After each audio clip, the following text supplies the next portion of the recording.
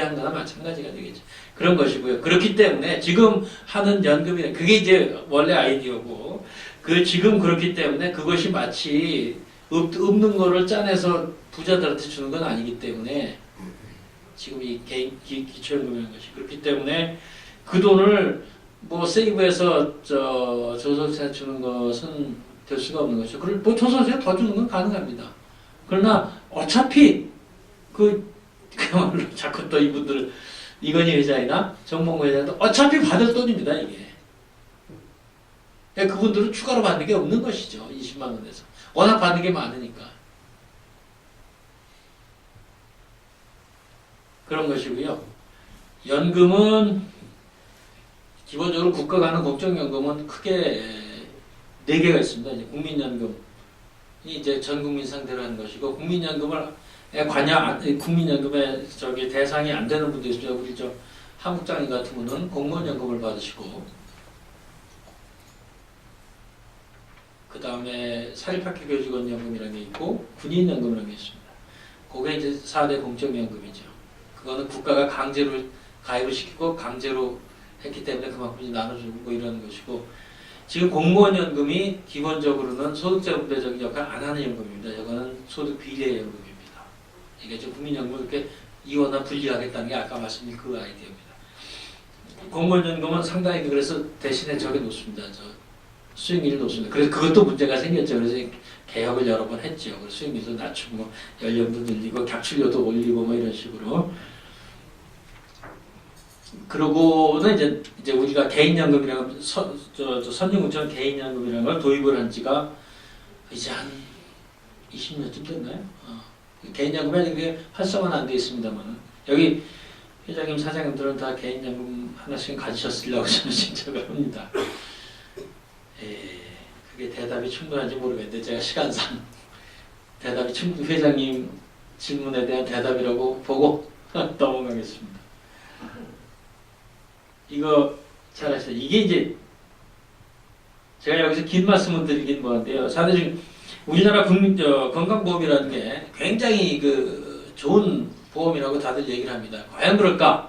건강한 사람들한테는 굉장히 좋은 보험인 건 틀림없습니다만 정말 중증질환 한 번 걸리면 패가망신하기 좋은 보험입니다. 대부분의 선진국이 문제가 있는 건강보험이라고 하지만 보장률이 매우 높습니다. 우리나라는 지금 보장률이 60%가 될까 말까 하는. 보장률이라면 뭐냐면 자기가 병에 걸렸을 때 몇 %까지 이 건강보험이 책임을 져주느냐.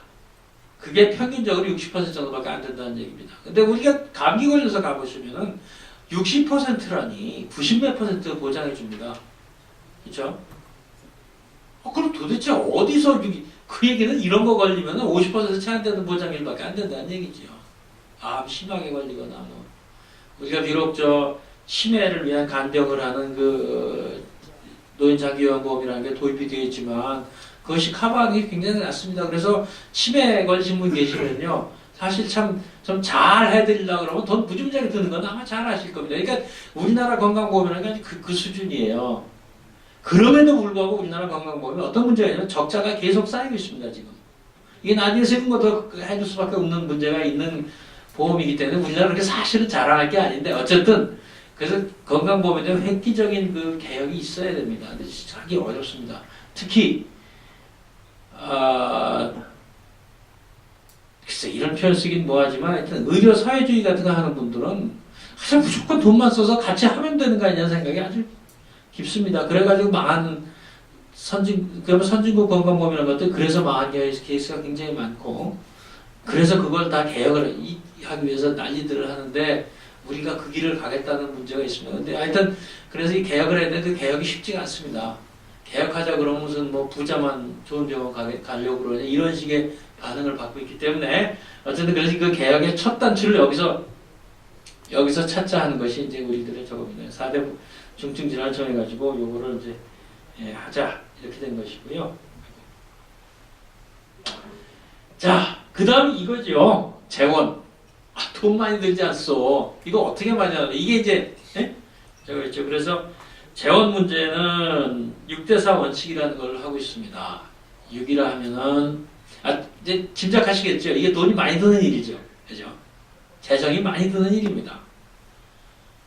그 뭐 정부가 돈을 찍어서 낼 것도 아니고 뭐 할 수 있죠. 매년 돈 찍어낼 수 있겠지만 그래서 나오는 인플레의 그 끔찍한 그 결과는 우리가 잘 아는 것이기 때문에 그럴 수 없고 그렇다면 어딘가에서 돈을 걷어내야 되는데 자 이제 그건 뭐 그럼 돈을 걷는다 그러면 아이 당연히 세금 하여튼 국민이 누군가 부담을 하는 것이죠. 그럴 수밖에 없지 않냐 하는 것인데 자 그럼 얼마가 필요하냐 요거 이제 서로 굉장히 많았지만은 뭐 한 이 정도라고 봐요. 1년에 이제 이게 지금 28조 3,345 이게 1년저로 보는데 여기 좀 바뀐 겁니다. 저는 26조라고 그랬는데 1년 연간 그러니까 박근혜 정부 5년 동안에 약 한 140조 그죠?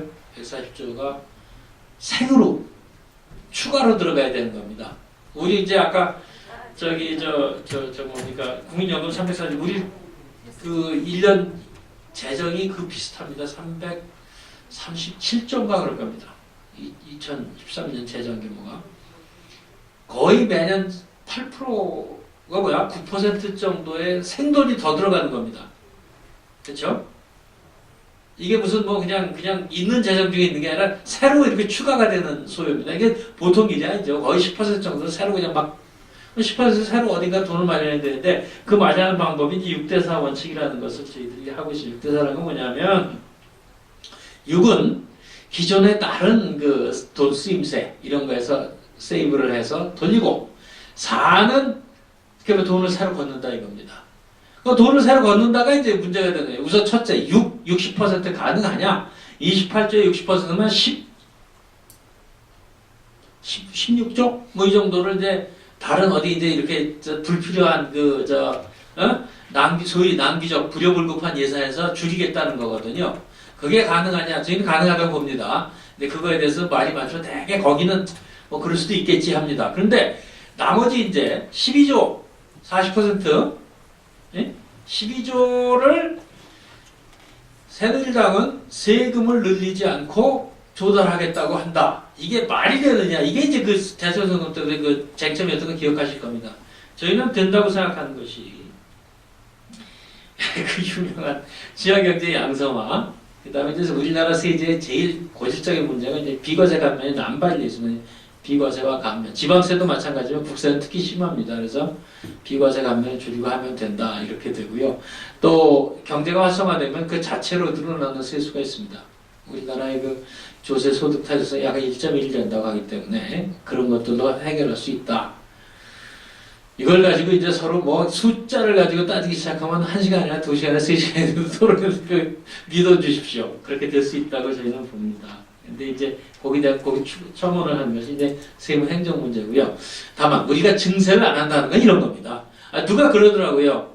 아니 어쨌든 세금을 더 걷는 거 아니요. 지역경제 양성화를 해도 세금이 결국 거치는 거고 비과세 감면을 줄인다는 것은 지금까지 감면받던 세금을 내라고 하는 얘기인데 그것도 결과적으로 세금을 더 내는 것이죠.